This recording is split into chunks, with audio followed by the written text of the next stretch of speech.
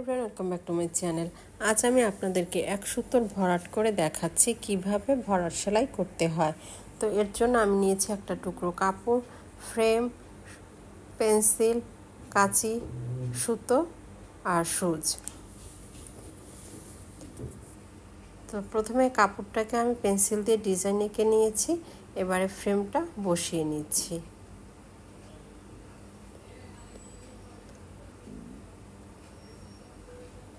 তো ডিজাইনটা মধ্যখানে রেখে ফ্রেমটা বসিয়ে নিলাম।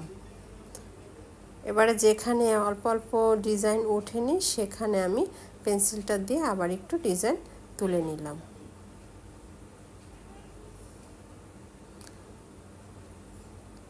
এখন আমি সেলাই করব, আর এর জন্য সূচে সুতা ভরে নিচ্ছি।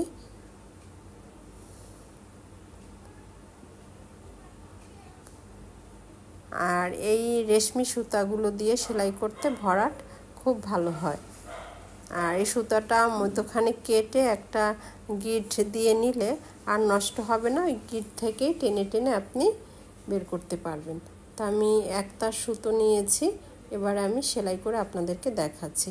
প্রথমে আমি যে ডালটা এঁকেছি ফুলের, সেই ডালটা করে নিচ্ছি। আর এর জন্য আমি ডাল সেলাই করি, আর ডাল সেলাইটা সবসময় আপনার সামনের দিক থেকে উল্টোভাবে চলে আসবে। সবসময় প্রথমে একটা ফোর তুলতে হবে, ফোরটা তুলে আপনাকে গোড়ার দিক থেকে আমরা উপরের দিকে না গিয়ে উপর থেকে আমরা নিচের দিকে নেমে আসব।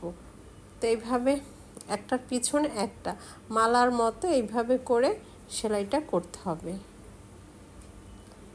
ফাঁকা বড় বড় দেওয়া যাবে না, ফোরটা ঠিক ছোট ছোট করে তুলতে হবে যেন সুতা আলগা বের হয়ে না যায়, একবারে সুন্দর লেগে থাকে কাপড়ের সঙ্গে। ওইভাবে আমি আপনাদেরকে করে দেখাচ্ছি। আর যারা এগুলো জানেন তারা আরেকবার দেখে নিলে ভালো হবে, আর যারা না জানেন নতুন তারা কয়েকবার দেখে নিলে এই সেলাইগুলো শিখে নিতে পারবেন। তো আমার ডাল সেলাইটা হয়েছে, এখন আমি ফুলের পাপড়ির যে ভরাট সেই ভরাটটা করে নিচ্ছি।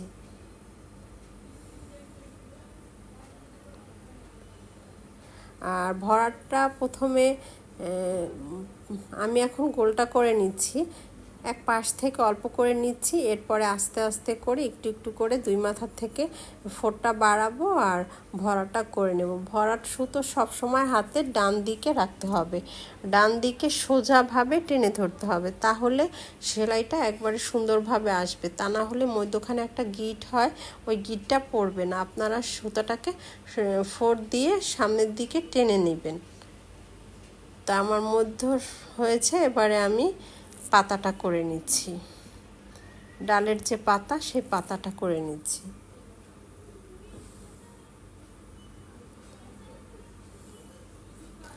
আর পাতা পাপড়ি করার সময় সব সময় পাতার যে মাথা সেই মাথার থেকে সেলাইটা ফোঁটটা তুলতে হবে, মাথার থেকে তুলে আপনি নিচের দিকে নামাতে হবে।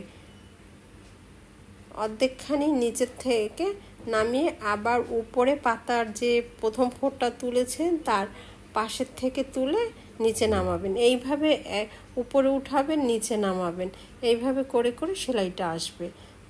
আর সেলাই সুতোটা সবসময় ডানে রাখবেন এবং সোজা টেনে ধরতে হবে, যে কারণে মাঝে কোনো গিট থাকবে না, হাত দিয়ে ধরলে একবারে প্লেন হয়ে থাকবে। তো এর মাঝে আবার আমার বাবুটা দেখেন, সে কোলে এসে বসেছে, আমি কি করি সেটা সে দেখতে চায়, আবার হাসে। এরকমভাবেই সব কাজ চলছে আমার। তা আমি বাবুকে রেখে এখন আবার সেলাইটা করে নিচ্ছি। আর এই এক সুতোর ভরাটা এতই সুন্দর হয়, আপনি কোনো এমব্রয়ডারি মেশিনও আপনার সেলাইয়ের সঙ্গে পারবে না, এত সুন্দর হয়। আপনারা করে দেখবেন, পাঞ্জাবিতে, ফতুয়ায়, বাচ্চাদের ড্রেস, বিভিন্ন রকমের জিনিসের উপরে করে দেখবেন, মানে অসাধারণ হয় সেলাইটা এবং খুবই সুন্দর দেখতে। আপনারা যদি সঠিকভাবে করতে পারেন, আমি যেভাবে বলেছি এভাবে করে চেষ্টা করে দেখবেন, খুবই সুন্দর হয় সেলাই। আমি কি কি করেছি সেটা আপনাদেরকে দেখাবো, এক সুতো দিয়ে আমি কি বানিয়েছি।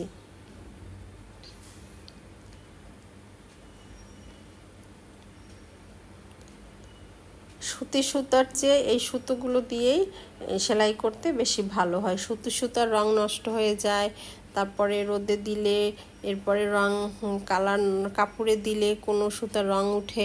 আর এই সুতাগুলো যে কাপড়েই দেন কখনো রং উঠবে না, একবারে সুন্দরভাবে থাকবে।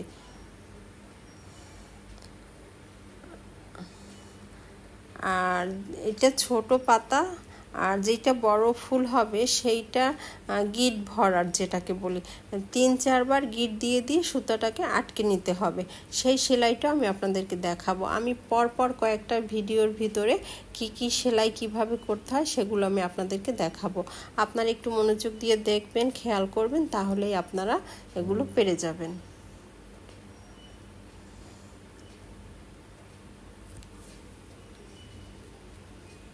আমি এইভাবে করে প্রত্যেকটা পাপড়ি ফুলের তুলে নিচ্ছি। এখন আমি একটা কলি এঁকেছি ফুলের, সেই কলিটাও করে নিচ্ছি।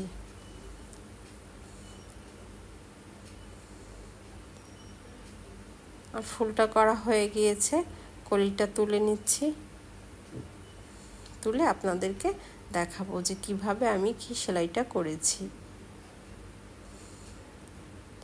এরপর আমি 2 সুতো আর মোটা ভরাট যেগুলো সেগুলো আপনাদেরকে দেখাবো যে মোটা ভরাট কিভাবে করতে হয়।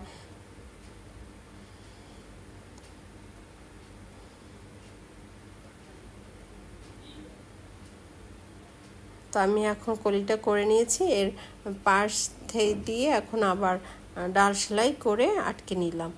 এরপরে আমার সেলাইটা শেষ করে ফেলেছি। এবারে আমি আপনাদেরকে দেখাচ্ছি যে আমি কিভাবে কি সেলাইটা করেছি। তো দেখতে খুব সুন্দর হয়েছে সেলাইটা।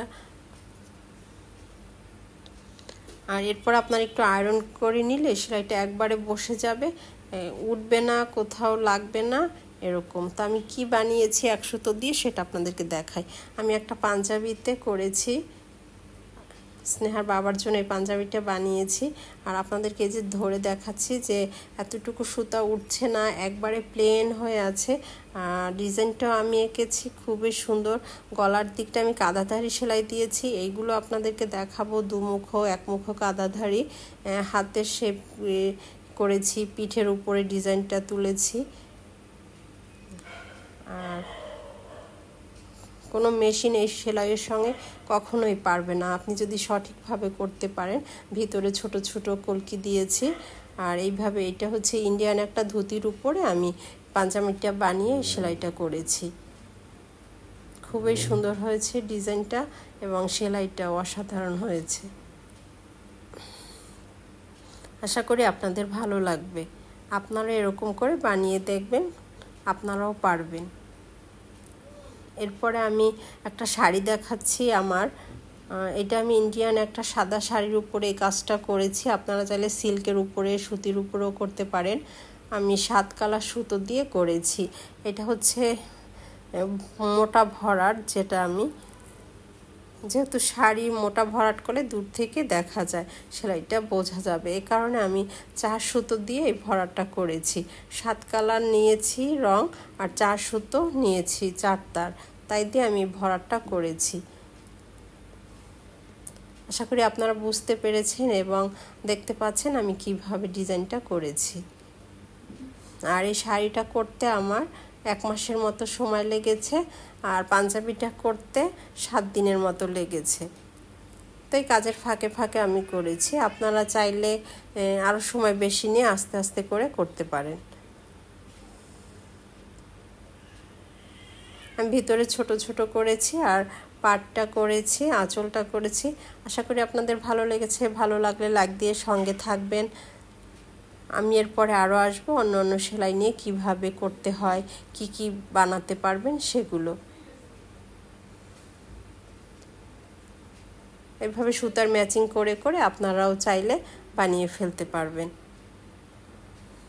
আর 3 পিস শাড়ি এগুলো মোটা সুতা দিয়ে করলে দূরের থেকে ডিজাইনটা দেখা যায় ভালো, দেখতেও বেশ সুন্দর লাগে।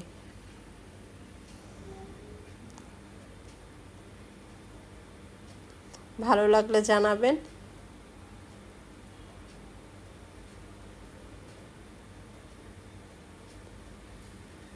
আমি এর মধ্যে কিছু কাঁদাধারি করেছি, কিছু ডাল সেলাই করেছি, এটা কাঁদাধারি সেলাই, আর কিছু ডাল আর করেছি। পিছনটাও দেখাচ্ছি যে পিছনে কোনো বাড়তি সুতা নেই, একবারে সুন্দরভাবে বসে গিয়েছে।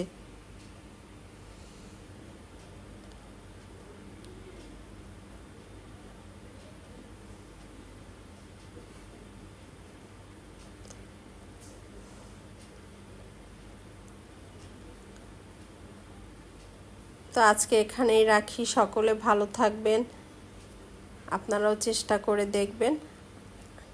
আবার আসবো অন্য আর একটা সেলাই নিয়ে।